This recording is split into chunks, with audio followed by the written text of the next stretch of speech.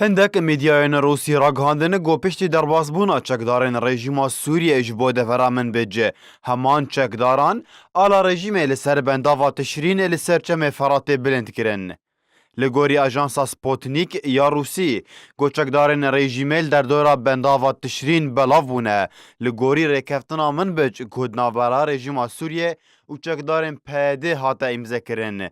Tevî got bendavê dibin kontrola çekdarên Sûriya Demokratîk de bû. Got PYD beşekî serekeye têde.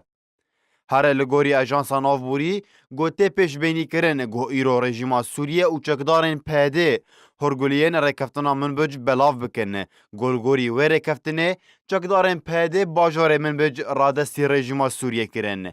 Bendava tişrîn bi dûrbûna 33 kilometran li başûrê Minbic dikeve û bi dûrbûna 115 kilometran li rojhilatî bajarê Helebê dikeve û di navbera wê û sînorê Tirkiye bi tenê 8 kilometre. Bendava tişrîn wekû cihekî stratîjî tê naskirin. Got beşekî mezin ji elektrîka Sûriyê ji wê bendavê tê berhevkirin. Her wiha wekû pireke ye di navbera parêzgeha Reqa û Helebê û girngtirîn bingehe ji bo berhemînana elektrîkê li parêzgeha Helebê.